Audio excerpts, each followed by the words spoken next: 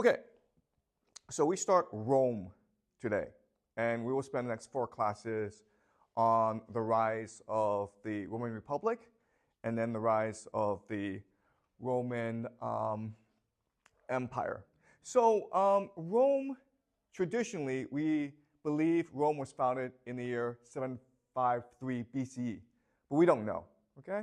That's just what tradition says. That's what the Romans believe, but we actually don't know, okay? So around this time, Rome, it's just like a small, insignificant kingdom in the middle of Italy, okay? It was founded on the Tiber. This is Rome. And it's part of Italy called the Latin area, okay? So these people are known as the Latins.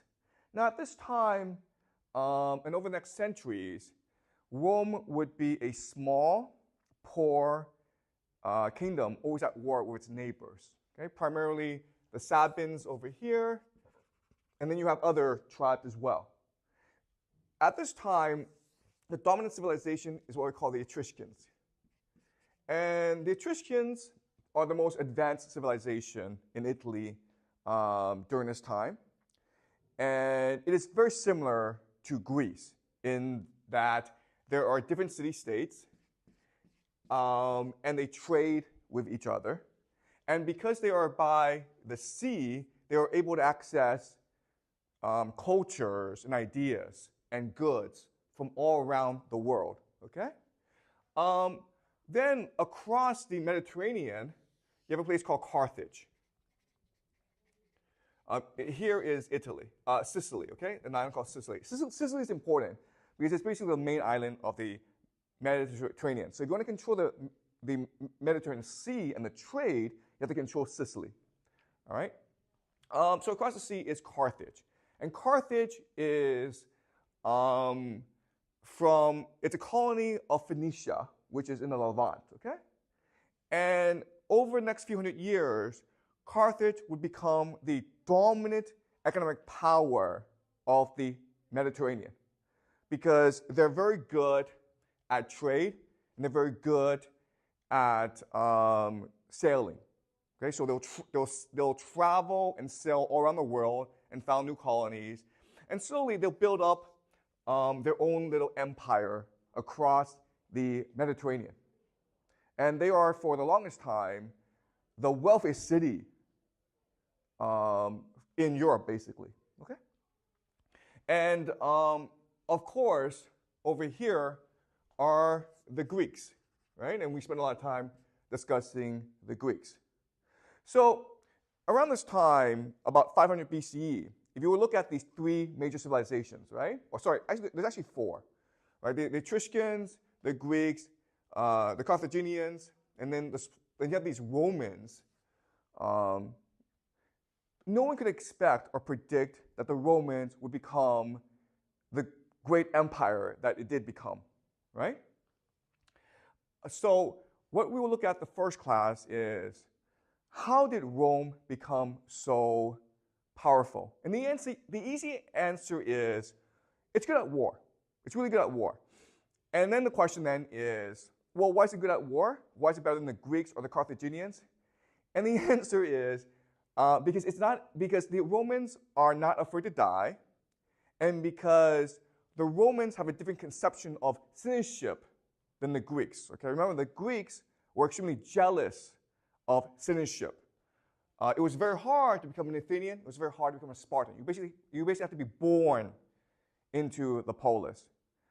Same thing with the Carthaginians. They were not as strict as the Greeks, but they were pretty inflexible as well. They're very proud of being a citizen. Rome, because it was the poorest and smallest, it had no choice. If you wanted to immigrate to Rome, they welcome you as a citizen. And as such, they could, throughout its history, draw on the vast manpower pool in the surrounding areas. Okay?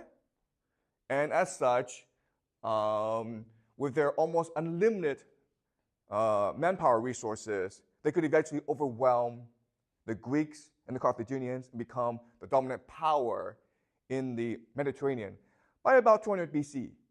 Okay, that's the easy answer, and that's what most historians and most scholars believe. But I want to be more precise. Okay, I want to show you that ultimately it's the value system, or what is known as the character of these different civilizations, that ultimately determine their fate and future. Okay, does that make sense? All right. So about 500 BCE, Rome becomes a republic, and at this time, the Etruscan culture is dominating Rome. In fact, for 3 out of Rome's 7 kings previously were Etruscan. Okay, so culturally and traditionally speaking, the Etruscans have this huge impact on Rome. But because Rome is very good at war, it's slowly able to expand and conquer the Etruscans and basically control all of Italy. Okay? And because the Romans are expansionists by nature, they are a warlike people, they are basically a war machine, they now want to control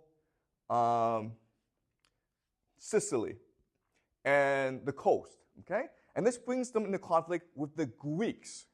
Because remember, the Greeks, when they build colonies, they build it either on islands or near the coast, because that's what allows them to trade and also connect with the Greek diaspora around the Mediterranean and the Aegean. Okay?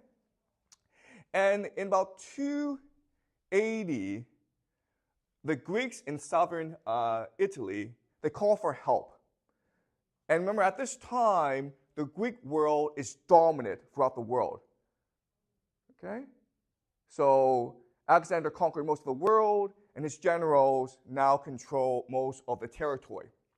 And one of the successors to Alexander, his name is Pyrrhus, okay? He decides this is an opportunity for him to build his own empire.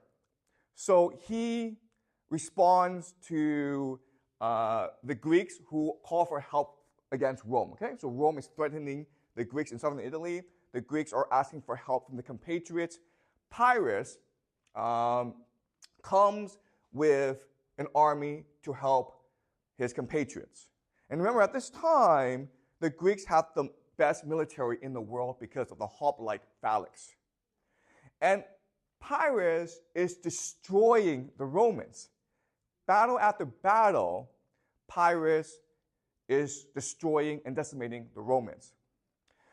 Eventually, Pyrrhus says this: wow, I'm winning so many wars, I'm winning so many battles, and if I continue to win battles, I will be completely out of men. I will have no more soldiers left. Okay, and this is where the phrase Pyrrhic victory comes from, right? You can win, but the cost of victory are so high, you might as well have lost. All right? And so what this means is, even though the Romans were militarily inferior to the Greeks, the Romans weren't afraid to die, and they inflicted so many casualties on the Greeks that the Greeks eventually had to withdraw, okay? And this will start many centuries of war between the Romans and the Greeks. Remember, at this time, in the beginning, the Greeks are wealthier, more numerous, and more militarily dominant than the Romans. But eventually, because of the Roman way of war, Rome will eventually conquer the Greeks, okay? So that's the Greeks.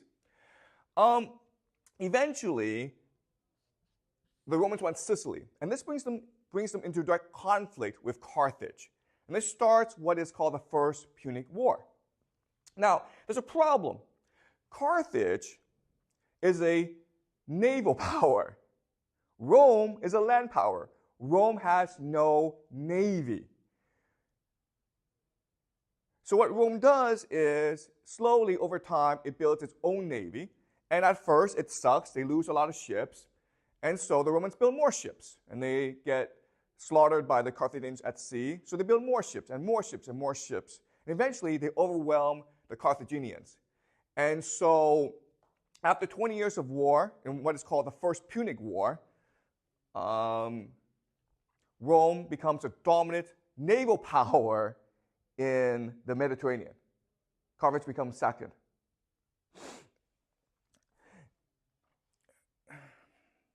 then something strange happens, okay? Carthage, it is a trading power, it is a maritime power, and while it's able to dominate its neighbors, okay, it establishes an empire in northern Africa and in Spain, it loses a lot of wars against the Greeks and the Romans, who are just better warriors, okay? But then the Carthaginians produce a man named Hannibal Barca. And Hannibal Barca is considered by many military historians to be the greatest general who ever lived. As a military strategist, Hannibal had no competitor, okay? And Hannibal Barca, he hates Rome with a passion. He understands this. He understands that Rome is fundamentally an expansionist military power. Rome will not stop until it has conquered the world. So even though technically Carthage and Rome are at peace, eventually Rome will come for Carthage. So it is better to take the fight to Rome first than to wait for Rome to come to you. Okay? Now, Carthage at this time, it is basically a republic like Rome. And it's run by something called Council of Elders. Okay, and these are the wealthiest citizens in Carthage. And there's elements of democracy and oligarchy as well, but it's primarily republic, okay? It's run by these people. And these are merchants. These are wealthy people. War is bad for business, okay? So they were not supportive of Hannibal in his desire for war against Rome. So Hannibal did two things, okay? The first thing is he was in charge of silver mines in Spain. And what he did was he conquered a lot of Spanish territory for Carthage. And so he was able to amass more wealth. He took this wealth and he used it to basically bribe the Council of Elders to leave him alone, okay, and to support his military adventures in Spain. And again, these are business people. If it's profitable, they will support you. And then what Hannibal did was he did something that was unimaginable before. He took his army and he crossed the Alps, okay? He crossed the Alps, sorry, the Alps are here, into Italy. He is now at Rome's doorstep. And again, before Hannibal did this, it was thought impossible to cross the Alps, especially in winter, with an army, okay? But Hannibal did that. He lost a lot of men and elephants, war elephants, in his crossing, but he was able to cross. And when he crossed, he was able to summon a lot of allies to his side, okay? Because Rome was at war with everyone in Italy and with the Gauls to the north of Italy and France, okay? So Rome had a lot of enemies. And so Hannibal was able to replenish his forces once he landed in Italy. He was also a very charismatic speaker, a great general, okay? Rome heard about this, and at first Romans were shocked, but they weren't scared. Rome is a war machine, okay? So they decided to send an army against Hannibal. And army after army fell against Hannibal. Hannibal was able to defeat Roman soldiers and armies using superior military tactics and strategies, okay? Then the Romans decide, you know what? Here's what we're going to do. We'll take 2 years off, and we're going to build the world's largest army, okay? 80,000 men. And at this time, Hannibal had about 40,000 men. And then we'll take these 80,000 soldiers, and we'll just throw at Hannibal and crush Hannibal, and the war will be over, okay? And that's the strategy. That's just the Roman way, okay? The Romans are not creative. They are just brutal, bold, and direct, okay? That's just their way of war. And so And so Hannibal meets his 80,000 soldier army at a place called Cannae. And they fight something called the Battle of Cannae in 216 BCE. And this is the most famous battle in human history. Okay? Remember, the Romans outnumber Hannibal 2-1. And what Hannibal does is he decides on a place to face the Romans. Okay? And in this place, it's a small valley. And so even though the Romans are numerically superior because the valley is small, they're forced to march in a straight line as opposed in a wide line. Okay? If you have more numbers, you want to march in a wide line. But because of the geography, they're forced to march in a straight long line. Okay? So they're marching this way. Hannibal is uphill with his army. And he does something strange. He organizes his army not in a straight line, but in a concave line. Okay, like this, concave. And the Romans look at this and they laugh because they've never seen anything like this before. And they think it's a sign of weakness. It means the military under Hannibal, it's undisciplined. They're just amateurs. This war will be over in an hour. Okay? So the Romans are marching confidently against Hannibal. They're attacking. On the wings of both armies are the horsemen, the cavalry, okay? So what happens as the Romans march against Hannibal is Hannibal sends his cavalry against the Roman cavalry. And they overwhelm the Roman cavalry, okay? And now they're turning back in to attack the flank or the back. Meanwhile, the Roman attack, it's so powerful, the surge is so strong, that the concave of Hannibal's army turns upside down. Okay? It turns upside down. When it does so, it traps the Roman army in a circle. Okay? Do you see this? Okay? Now they are inside a circle, and the army is coming around and attacking from the back. Okay? Militarily, we call this the double envelopment strategy. Okay? Double envelopment strategy. And so the Romans are circled completely, and what follows is the greatest massacre in history, militarily, until World War I. The army of 80,000 that the Romans sent lost almost 70,000 men. 70,000 men died that day.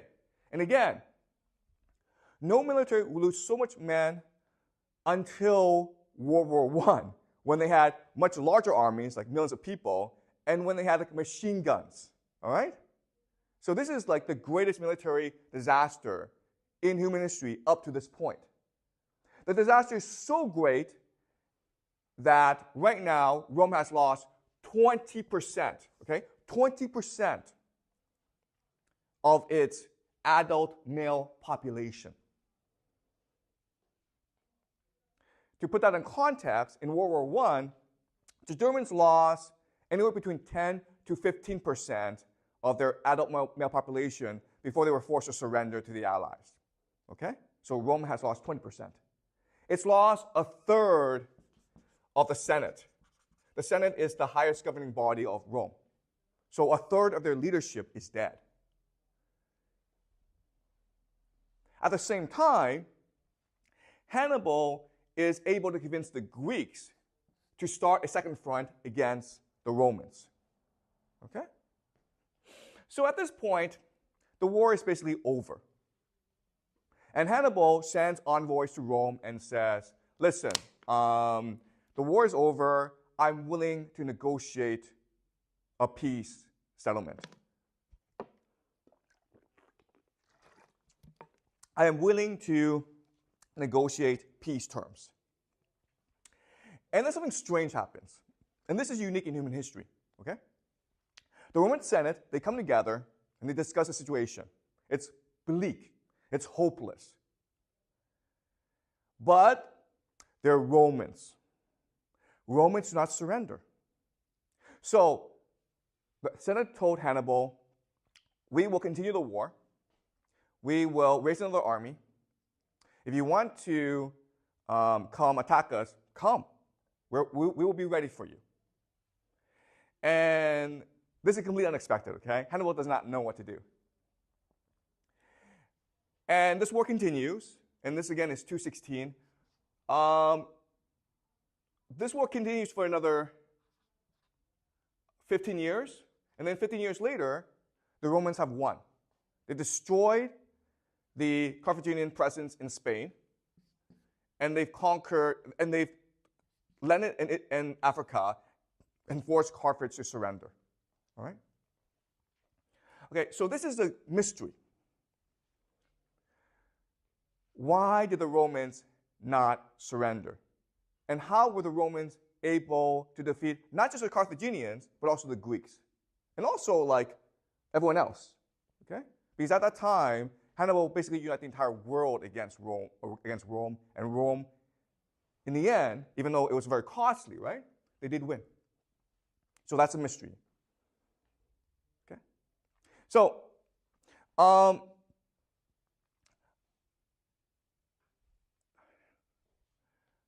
first thing we need to understand is traditional military doctrine about who wins wars, it's basically wrong. Traditionally, we understand the military about three things, okay? Manpower. How many soldiers do you have? Technology. How good are your weapons? And resources. How wealthy are you? Okay? Traditionally, we've understood war making. Like, if you're good at war, you will have these three things, okay? Lots of soldiers, lots of technology, and lots of money.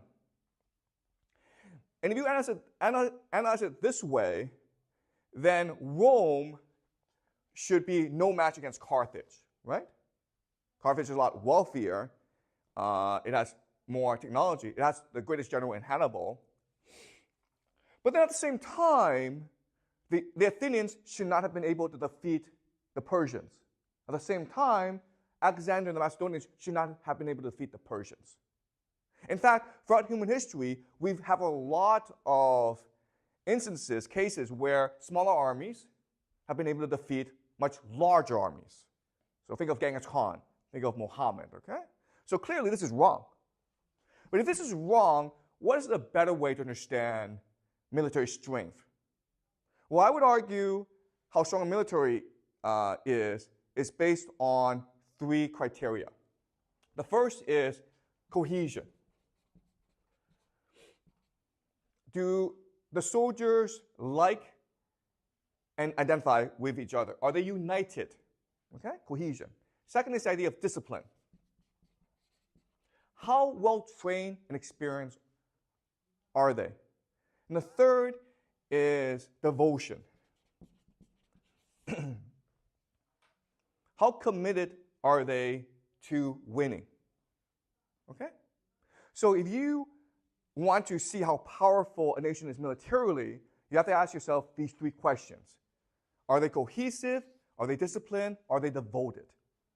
Okay? And I would also argue that each nation has a certain culture, a certain value system, which gives it a certain character. And this character will tell you if they are likely to win a war or not, okay? All right, so let's examine briefly the characteristics of Rome as opposed to the Greeks and the Carthaginians, okay? So let's do a table. Let's just say, okay, you have Greeks, you have Carthage, you have Rome. All right, we know a lot about the Greeks. And there are three major concepts that define Greek culture, okay? All right, so the first question is, what makes you a good person? For the Greeks, it was the idea of arete. Okay, arete just means excellence. You could be an asshole, you could be a jerk, but if you have arete, like you have talent, then you're a good person, okay? And the arete that the Greeks are most concerned about is the ability to speak well and the ability to fight well, okay? That's arete. Second is, what is the thing that matters to you, okay? The most valuable thing in your life. Well, why do you fight? Well, for the Greeks, it was the idea of freedom. Okay? And for them, the idea of freedom means the ability to speak your mind in front of your peers. Okay? The freedom of speech, basically. And the last question for the Greeks is, what is the purpose of life? Okay? And here the Greeks have an easy answer. It's eudaimonia. Remember, eudaimonia is Greek for flourishing. You can only be happy as a person if you are achieving your true potential, if you are flourishing as a person. Okay? So, that's Greek culture. And if you think about it, this explains why the Greeks were the most creative civilization in human history, right? They're very creative. At the same time, they're also very selfish, right? And that's why they were never able to come together, except in times of national emergency, like when the Persians invaded. And only then, but even then, only a few of the Greek city-states came together, and some even joined the Persians, okay? So the Greeks are notorious for being creative, but also for being selfish. So that's Greek culture. Now let's look at the Carthaginians, okay? Now, unfortunately, we don't know anything about the Carthaginians. The reason why is Rome wiped Carthage out of history, okay? Rome destroyed Carthage, killed everyone, and erased Carthage from the history books. But we do know they are a mercantile empire, meaning they are focused on trade. We also know that in their political system, it's the wealthiest citizens who have the most political power, okay? And so they are basically a merchant culture, a mercantile culture. And from that, we can make certain guesses about their value system, okay? So what is good for the Carthaginians? It's the idea of being lucky, right? You succeed in life if you're lucky. That's how business people are, right? And that's why they're very superstitious. The Carthaginians are notorious for being extremely religious and superstitious. And one example of this is, of all these major civilizations, the Carthaginians are known for practicing human sacrifice. In fact, in times of war, they will even go as far as practicing child sacrifice, killing children and sacrificing them to the gods in return for divine favor in times of war. Okay? So they are known for focusing on fortune and luck. What do they care about? They care about their own interests, right? What's profitable? What's their purpose in life? Accumulating wealth. Right? Does that make sense? Because these are business people. They're merchants. So that's how they structure their society and their culture. And that's why, for most of their history, they were extremely wealthy, okay? They were notorious for being extremely clever business people who made a lot of money for themselves. Okay? Rome, let's look at Rome, okay? What is good for them? What's a good person? The answer is piety. Piety just means duty to the gods, to the city, Rome, and to your father, okay? They believe heavily in filial piety. The best person was someone who practiced filial piety, okay? What did they think was most valuable in their lives? It's the idea of liberty, okay? But liberty is a different conception for the Romans than for the Greeks. Remember, for the Greeks, what mattered was the opportunity and the ability to speak your mind in front of your peers, okay? That's what freedom was. The Romans believed liberty was about respecting the law, the institutions, and the history of Rome. But it is only by respecting the law could you be free. Otherwise, we'd all just be savages, okay? That's your conception of liberty.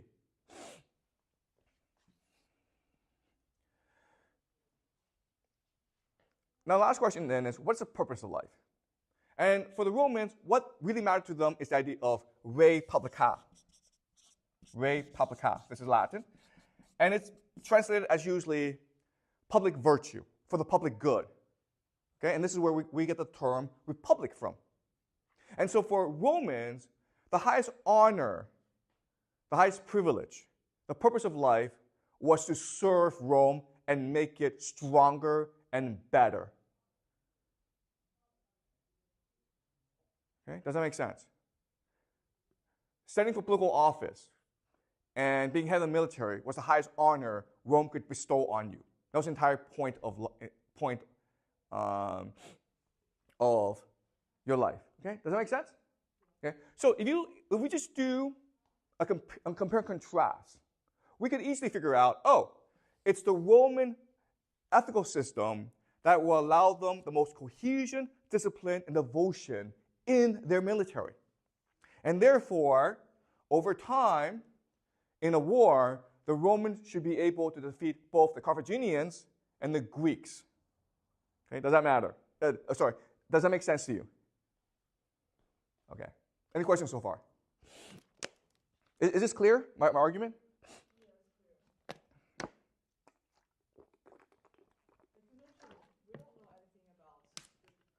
Carthaginians. Yeah.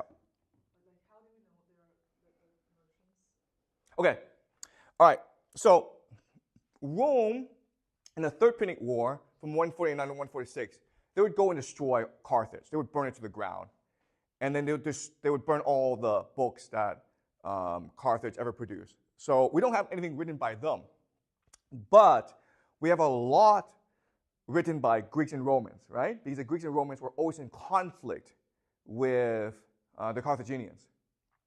And what's interesting for us is, before all this conflict started in about 300 BCE, the Romans and the Greeks had nice things to say about the Carthaginians. Okay? They were good fighters, they were brave, they were very prosperous. Carthage was like the wealthiest city in the world. Okay? They had all these praises for Carthage. And after, when war started between the Carthaginians and the Romans, then they focused on like child sacrifice. The Carthaginians were offended the gods because they practiced child sacrifice, which is barbaric, and that's why the gods smited Carthage. Okay? Remember, back at this time in human history, we didn't believe in human agency. Everything was ordained by the gods. Okay? So if Carthage is destroyed, it's because the gods will it. Why do the gods will it? Because the Carthaginians practiced child sacrifice. Okay? And that's what the Romans and the Greeks insisted. Of course, that means we have to be skeptical of what they say, right? But at the same time, we've done a lot of archaeological excavations around Carthage, and we have found human remains that show signs of human sacrifice. Okay, so we also, Carthage comes from Phoenicia, right? We know a lot about Phoenician culture. Okay, so we've lost a lot of information about Carthage, but we're able to piece them back together slowly. Does that make sense? Yeah. All right. Okay, but again, unfortunately, we know nothing about their culture, right? We don't know nothing about their literature, about their mythology, about their religion, because it's all been destroyed. The writing has all been destroyed by the Romans. Okay. So these three characteristics that define the Roman identity, right? Piety, liberty, and re publica. I want to explain them slowly, okay? So what the Romans really did well is they basically created history as mythology, okay? So the Greeks separated mythology from history. Mythology is what the Greeks did. History is what humans did. Okay, so basically the Greeks invented history. The Romans, they basically elevate their history into mythology. Their history became their religion. Okay, so let me explain what I mean by that. So there are legends that surround the founding of Rome. So Rome was supposed to be founded in 753 BCE by Romulus, okay? And there are legends surrounding Romulus. And there are lots of legends surrounding Romulus. But the idea is this. There was a king, and he was overthrown by his brother. And the brother banished the king's daughter to a temple to be a virgin for the rest of her life. But then she got pregnant. And then so the brother says to the king's daughter, "Why are you pregnant?" And the daughter says, "I was visited by Mars, the god of war, and he impregnated me."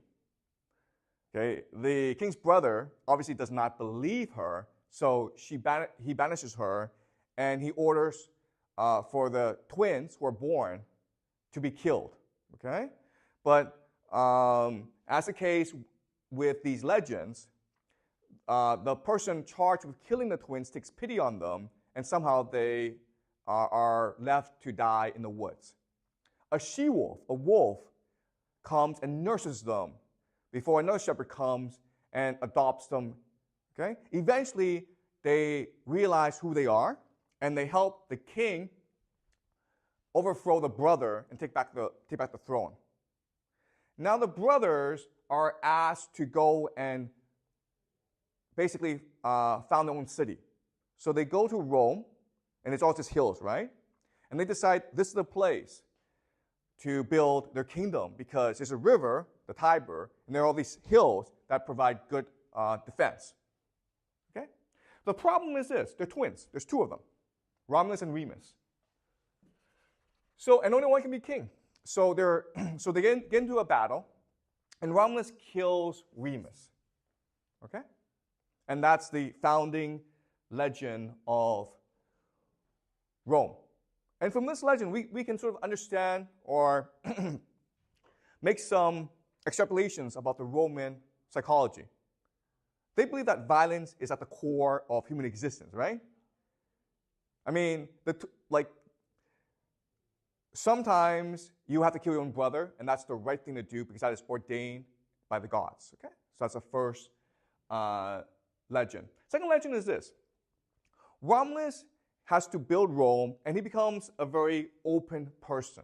He welcomes immigrants into Rome, and he grants them citizenship and status right away. Okay? Rome becomes a nation of immigrants. Eventually, their rise startles their neighbors, and their neighbors go to war with them at once. But the Romans are so good at war that they fight back the neighbors. The neighbors are called the Sabines. The Sabines decide, listen, we can't beat them in war, but at the same time, Rome only has males, right? Rome only has males. So we will just isolate Rome. Our daughters will not marry into Rome, and in 20 years' time, Rome will have no population, okay? Romulus hears of this plan, and he devises a strategy. What he does is he organizes a huge festival and invites all his neighbors. So fathers bring their daughters to attend this festival. At this festival, the women are kidnapped, and they're basically raped. That night, Romulus visits every one of these women and apologizes for what has happened and promises that they will be safe in Rome, that they are now citizens of Rome, and therefore they will be protected by him personally, the king. The fathers and the brothers are obviously very upset about this. So they organize this huge army, and they march against Rome. The Roman citizens come out to face them in battle. Okay? And just as they're about to clash in battle, the women come and run between them and beg their new husbands and their fathers and brothers not to fight. At this point, Romulus appears and says he will make everyone a citizen of Rome. Okay? And by doing that, he basically doubled the population of Rome. All right? Again, from this legend, we can understand the Roman psychology, which is everything can be sacrificed in the pursuit of Roman glory. And basically, to ensure that Rome survives. Okay? Because what matters is Rome. Okay? It's a cult of Rome. All that matters is the survival of Rome. Morals don't matter. Nothing matters. All that matters is the survival of Rome. So after this, Rome starts to grow slowly. And this is a period known as the Seven Kings. So there's 7 kings who rule Rome, and they do so for a very long time, about 200 plus years. And most of them are very, very good kings, except the last king. His name is Tarquinius Superbus, okay? Superbus is Latin for arrogant, so he's often referred to as Tarquin the Proud, okay? So the Tarquin the Proud, he is, as his name suggests, a very arrogant king. And what makes him arrogant is his hubris. He refuses to listen to the nobility. In fact, those in the nobility who challenge his authority often get killed. All right? He has a second son, and the second son, he's a jerk. He likes to abuse his power. And one thing that he enjoys doing is raping the women of Rome. There's one woman who's notorious, or who's famous for her virtue. His name is Lucretia. And the prince thinks raping her will be the most fun, okay? Because she will be the most insulted by this. So he rapes her, and then she goes and confronts her husband, okay? Her husband. And her husband has a friend. His name is Lucius Brutus. Lucius Brutus happens to be the nephew of the king, and he is very much opposed to the tyranny of the king. And Lucretia says to her husband and to his friend Lucius Brutus, "I've been raped. Will you promise me to avenge my honor?" And the husband and Lucius Brutus see she's distraught, okay? And so they sue her and promise her they will do everything they can in the morning. And Lucretia, she doesn't really believe them. So what she does is she takes a knife out from her dress and she stabs herself in the heart and she dies before them. Now they're honor bound to avenge her death. And so what Lucius Brutus does is he calls a meeting of the nobility, and they decide to gather to overthrow the king. The king is out campaigning for war. He's basically at war. And what they do is they lock the gates of Rome. Now the king is furious, okay? And so what the king does is he decides he's going to go back to Etrusca, where he's from, and he's going to rally his friends, the kings, okay? Because if the Romans can overthrow him, well, other people can overthrow their kings, right? So this is a bad precedent. So he's going to organize a huge army to march against Rome. Meanwhile, Lucius Brutus, he's instituting the Republic, okay? Now the thing about the king is that all powers are invested in the king. These powers include military, judicial, deciding cases, legislative, making laws, administrative, bureaucratic, right? And religious, okay? So these are the 5 major duties of the king. And this is where his power comes from. So what Lucius Brutus and the Romans do is they separate his powers not into individuals, but into institutions that are now elected by the people, okay? This is the heart of republicanism. So the military will now run by the council. The council is basically the head of the state, okay? And again, he's elected. The judicial is run by the praetor. Legislator is the senate. Administrative is the aedile. And the religious is the pontifex maximus. And again, they're all elected by the people. Now, what's important to understand is it's usually the nobility who are in these offices. But back then, there wasn't much separation between nobility and ordinary people, okay? So nobility are what we call patricians, the patricians, and the ordinary people are what we call the plebeians. And honestly, there was not much difference. The patricians are just come from the longest the families who have been in Rome the longest, okay, the oldest families. And they were wealthy, but not that much wealthier from ordinary Romans. So maybe you have 1 cow, right? Well, I have 3 cows. Also, the people could go visit each other's homes without any ceremony. Okay, so you could be the head of state, you could be the council, but if I'm an ordinary person, I can just come to your house and have dinner with you. Okay, there were no doors, there were no guards, there was no separation. Okay, so Lucius Brutus instituted a new system where the king's powers were divided among different institutions. And now people didn't have to obey the king, they had to obey the republic. And the republic was three things: the laws, the history or traditions, and the institutions, okay?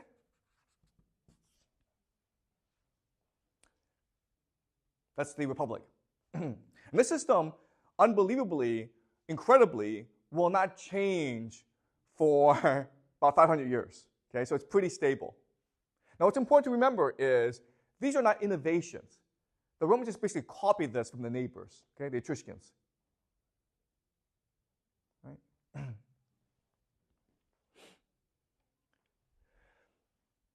So the Romans have a republic. The problem with the republic is everyone's equal. And so if you come from a privileged background, you find this very annoying. So now there's a conspiracy to bring back the king. And this conspiracy was discovered, and everyone was caught and imprisoned. It turns out Lucius Brutus has two sons, okay? He has two sons, and they were both part of this conspiracy. They were tried by the Senate, and they were all sentenced to death, including the two sons of Lucius Brutus. Okay? The problem is this. The problem is the council has to oversee the execution of the prisoners. Whose council? Lucius Brutus' council. Okay? So Lucius Brutus has to oversee the execution of his two sons. Now, if Lucius Brutus is like, you know what, I'm going to resign my office, or hey, you know what, I'm sick, everyone would be like, we understand. Take the day off. Don't worry about it, okay? Instead, Lucius Brutus showed up for work, and he oversaw the execution of his two sons. All of Rome came to the execution, okay? It was a public event. Everyone was watching the face of Lucius Brutus, okay? We know the two sons are going to die, they're going to get beheaded. But everyone wanted to see Lucius Brutus' reactions. He was crying throughout the execution. These are to his two sons, right? He has no more sons. This is his legacy now. And his two sons are about to be killed. In fact, he's the one charged with killing his own sons. And he has to do it. He has no choice. So everyone's watching him. And throughout this process, he's crying. His tears are flowing down his face. He can't help himself. But he's still standing still, and he's still slowly ordering the execution of his two sons. And the Romans are just shocked by this public display. Okay? This is the idea of devotion, right? You are so devoted to Rome that you're willing to sacrifice your own children to ensure its survival and its glory. Tarquin the Proud hears about this, and he gets really angry. So he allies himself with kings, and they march against Rome. Lucius Brutus is consul. He's in charge of the military, so he marches his army against Tarquin the Proud. One of the sons of Tarquin the Proud sees Lucius Brutus, and he charges ahead because he wants to kill the man who insulted his family. Lucius Brutus sees the king's son running. They're both on horses, right?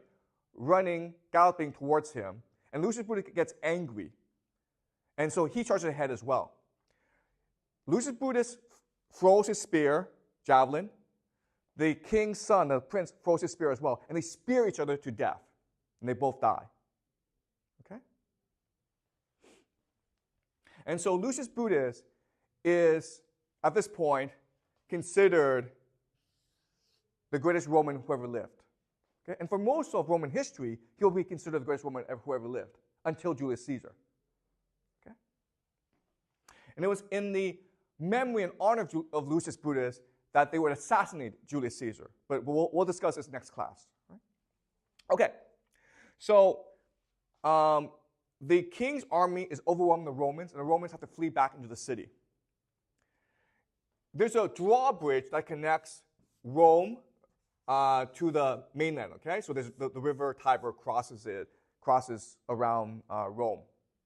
There's a garrison that's supposed to be protecting the bridge, but they see the army coming, the enemy army marching towards them. They get scared and they run all into Rome. One guy, his name is Coccos, he decides, I can't run away. Because if I run away, the army just marches into Rome and kills everyone. So he decides to make a last stand. And it's just one guy. There's one random guy, okay? And what he does is he starts shouting insults at the enemy army. He's like, you guys are slaves. We're Romans. We will always be free. And the enemy army, and like there's thousands of them, okay? They have absolutely no idea what's going on. There's this one guy on a bridge shouting, insulting them, okay? So they freeze. Eventually, they realize, oh, this guy is just distracting us because his friends, the other soldiers, are trying to cut down the bridge. So they run to him. At this point, two other Romans, okay? Two officers run besides Coccos, and together, the three of them hold off the invading army together, okay, with their shields. They fight for their lives. Eventually, the bridge is about to be cut down, okay? The two officers run away, and Coccos makes the last stand. And the bridge falls, and what Coccos does is, before it falls completely, he jumps into the Tiber, and he survives. He doesn't drown. So this tells us, hey, anyone can be a hero of Rome, right? Lucius Brutus, he's the king's nephew. He's nobility. But Coccos, he's just an ordinary Roman who had the courage, he had the devotion to fight for Rome, okay? And by doing so, with his devotion, he's able to save Rome by himself. So Rome right now is surrounded by this huge army. And one young man, his name is Lucius, and he's a Roman nobleman, okay? He goes to the Senate, and he says to the Senate, listen, we're being surrounded by an enemy army. They're huge. We're starving to death. I have a plan to win this war. I'm going to swim across the Tiber, sneak into the enemy camp, and kill the enemy king, and this war will end. The Senate gives Lucius his approval, and Lucius sneaks into the enemy camp. It's payday, which means the soldiers are getting their wages, right? Lucius sneaks into the front, and he sees on the podium there are two individuals who are giving out wages to the soldiers. They both look like the king. One's a king, and one's a secretary. They look the same. Lucius doesn't know who's the king and who's the secretary. You know, at this point, an ordinary person would be like, I'll come back later, okay? Like, let me figure out, let me spy first and figure out who the king is, and then when a better opportunity arises, I'll kill the king. Lucius is like, it's 50-50, man. So he takes his knife, rushes to the podium, and stabs one of the men who happens to be the secretary, okay? So he's arrested, and the king is now interrogating him. He wants to know if there are other spies in the camp. And the king says to Lucius, tell me the truth, or I will burn you alive, okay? And he shows Lucius the pyre, okay, with this huge fire. Lucius says, I am one of 100 young Romans who have pledged their lives to kill you to free Rome. Okay, he's lying. This is not true. You kill me, there'll be 99 more. Okay? We are not afraid of you. You say you will burn me if I do not tell you the truth? Now what he does is he puts his hand into the fire.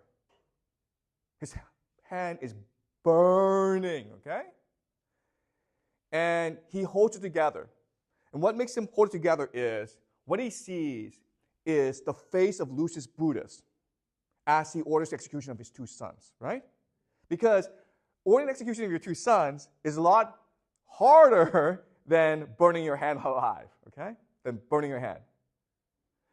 And the king, he looks at this, and he thinks, the Romans are the craziest bastards I have ever met.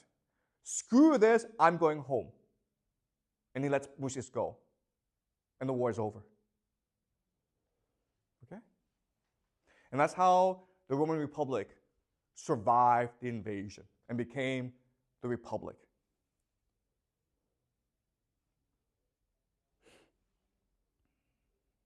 So this is the history of Rome. And this history is something that can be taught to anyone who becomes a citizen.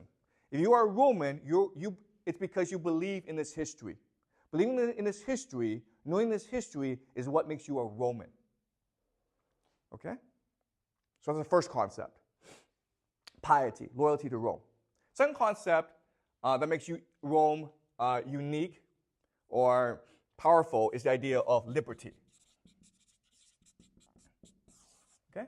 What Carthage did, what Lucius did, what Lucius Brutus did was preserve the liberty of Rome.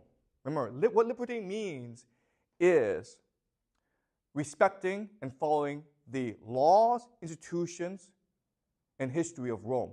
Because that's what makes Rome, Rome. That's what allows you to have freedom. Okay? And that's why in 216, even though Hannibal had defeated the Romans refused to surrender. Because surrendering would mean surrendering their liberty, right? Because Hannibal would impose peace terms that would make basically Rome into a client state of Carthage. They would lose their liberty, right? And if you don't have liberty, your life isn't worth living. Give me life or give me liberty, okay? The third element of Roman greatness is the idea of re publica, right? So what this means is every nobleman, if you have the ability, you want to serve Rome, okay? So what they did was this. They turned Roman politics into a competition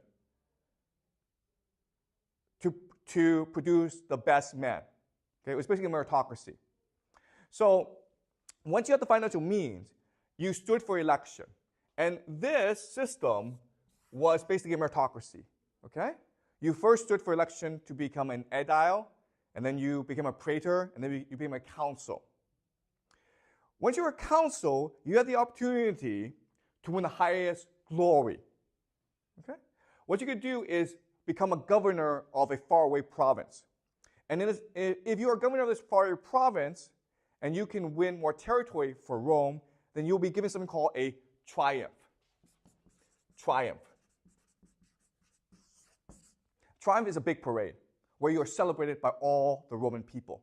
And that's what every Roman soldier aspired to become a great general who would receive his own triumph because he's won new territory for Rome.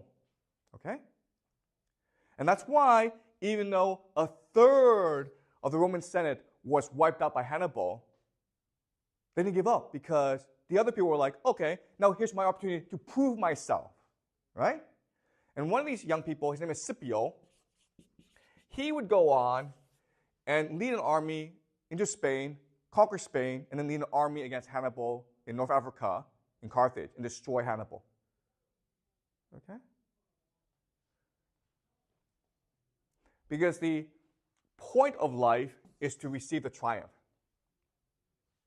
And if you receive the triumph, then you will be remembered by Romans in their history, which is what gives your life meaning. Okay. All right. So do we understand these concepts? Piety, liberty, and republica, because they are the essence of the Roman identity.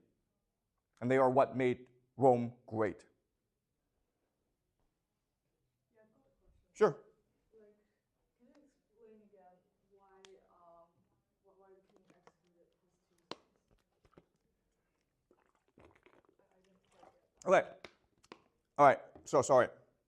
Lucius Brutus, okay? Lucius Brutus overthrew the king, and he established the Roman Republic. The Roman Republic is now a nation of laws. His two sons are princes, and they lost their privileges. So they partake in this conspiracy to bring back the king, right? This conspiracy was discovered, and as punishment, they were all sentenced to death because they wanted to destroy the republic and bring back the king. Okay, does that make sense? So, what the story, and again, we don't know if these stories are true. They're probably not true, okay? But what this story is telling us is if the founder of the Roman Republic can sacrifice his family in order to make sure the republic survives, well, you can as well. Okay? No sacrifice, every sacrifice must be made to ensure Roman greatness. That's basically the message. Right? Any more questions? Are these recorded in books or oral history? That's a great question, okay? So how do we know this? The answer is this. For most of this time, this is what we call oral history. Okay? So this is like, mythology, and it was basically passed from generation to generation. This oral history was written down in books. But because Rome was at war so much, Rome was conquered once, and Rome was burnt down, and so we lost a lot of the written history, okay? Now, the problem with oral history is there are different versions of oral history, okay? So there are different versions of these stories. And then a man named Livy, during the time of the Roman Empire, when it was first founded, he sat down to write the official history of Rome.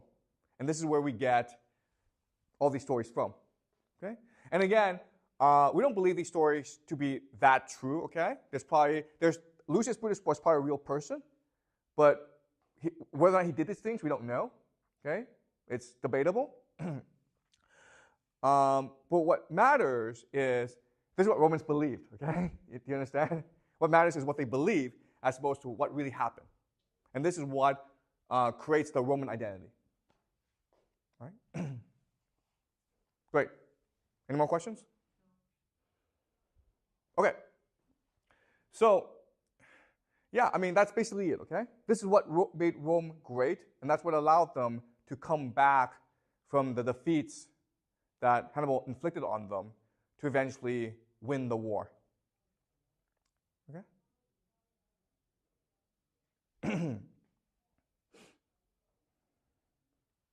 Any more questions?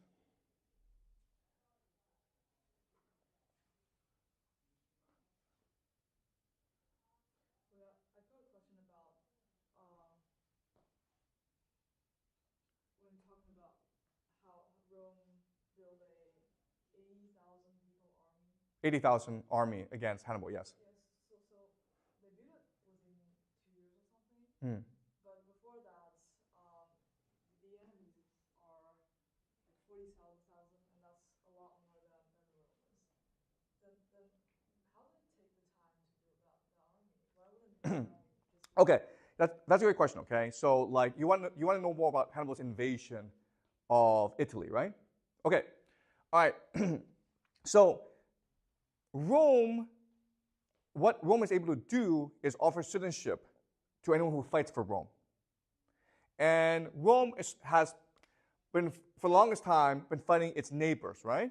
Once it conquered its neighbors promised to send soldiers to Rome in times of war. So Rome is able to draw on soldiers from all around the Italian peninsula. Okay, that's the first thing. Second thing is that when Hannibal invaded Italy, he was doing so with many Gauls, okay, who are the invaders of Italy. And these Gauls have traditionally been the enemy of the Italians. So when Hannibal did so, Rome's neighbors rallied to support Rome, okay, because they saw the Gauls and Hannibal as invaders who threatened their culture. Okay, that's the second thing. The third thing is Hannibal had an invading army, right? But he had no organizational and logistic support. He had no food supply because he was basically doing this on his own initiative. Carthage is too far away, okay? And Rome had the best navy in the Mediterranean. So there was no way that Carthage could resupply Hannibal. Sorry, so there's no way Carthage could resupply Hannibal, right? So Hannibal was forced to spend a lot of time foraging for food. Do you understand? And that's ultimately why he lost the war. Because it's possible for you to win all these battles because you're a military genius, but you still have to feed your soldiers. And what Rome did after the Battle of Cannae was they recognized this fact. They recognized that Hannibal's main problem was logistics, and they started to they decided we will never fight Hannibal in a battle again. We will cut off his food supply. Okay, and so Hannibal had to spend most of his time foraging for food. Meanwhile, Rome could rebuild itself by freeing its slaves, okay, and by recruiting more neighbors to join their cause. Okay? Does that make sense? Okay. That's why armies don't win wars. Nations win wars. Does that make sense? So another thing that you need to understand is, while Hannibal was winning glory in Italy, the council of elders in Carthage, were they happy about this, do you think? These are business people, right? Are they happy about this? They're not happy about this because, one, it's going to cost them a lot of money to continue the war. And listen, Italy is poor, so there's no profit to be made from conquering Rome. Okay? That's the first problem. Second problem is, if Hannibal were to win glory in Italy, he'll probably come back and make himself king of Carthage, right? Does that make sense? So Hannibal was being undermined by Carthage itself, even though Hannibal was trying to save Carthage. Does that make sense? And that's what makes Rome unique. Rome has been united for most of its history, whereas most places like Greece and Carthage were divided into different political factions. And that's what caused Carthage to ultimately be undermined. So ultimately, Rome was able to come back from this defeat and defeat Carthage because Carthage, again, saw Hannibal as big as a threat as Rome, okay? This would be costly for Carthage because after the war is over, 50 years later, a Roman senator named Cato the Elder, he visits Carthage because he's curious what's happened to Carthage after the end of the war. And to his dismay and to his shock, Carthage has become wealthier than ever before.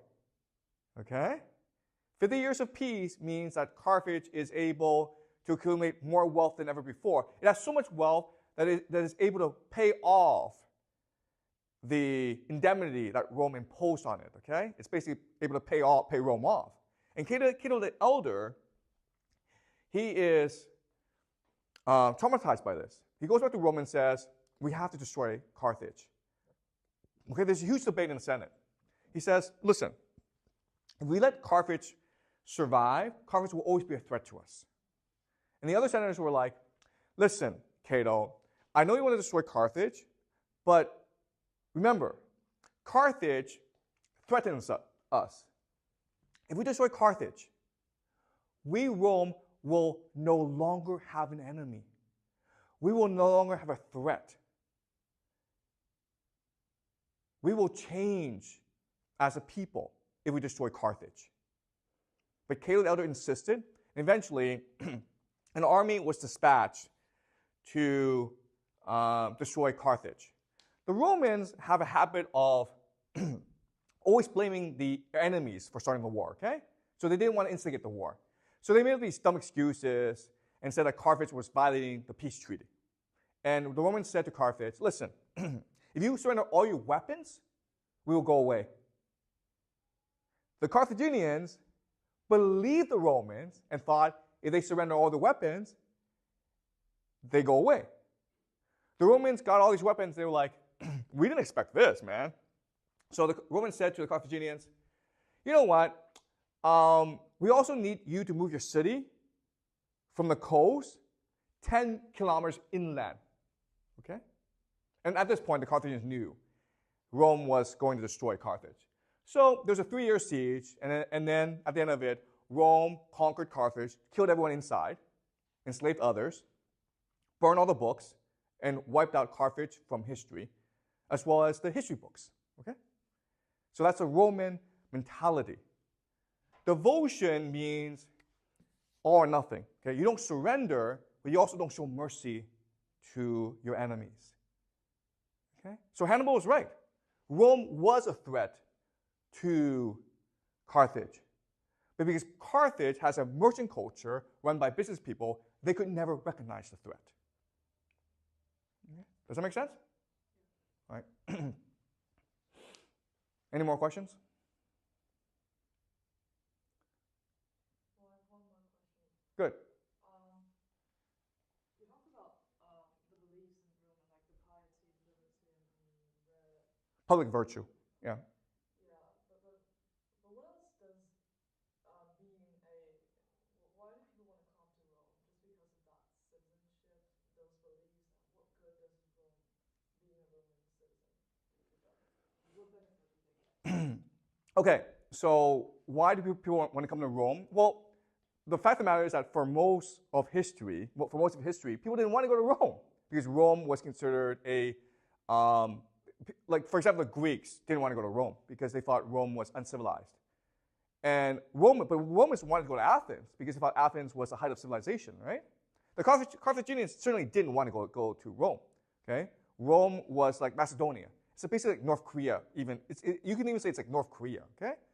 It's a militaristic society that's barbaric, right? The Greeks like to watch theater, the Romans like to watch gladiator shows, or lions eat people, okay? So for most of its history, people avoided Rome. When it became a republic, you had no choice but to go to Rome because that's how you could build your career. It was the capital of the world, okay? Does that make sense?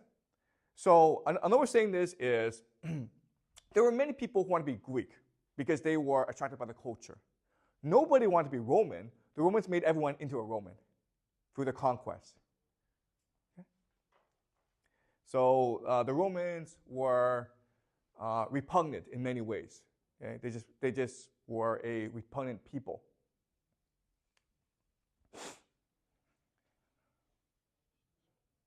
Okay, any more questions?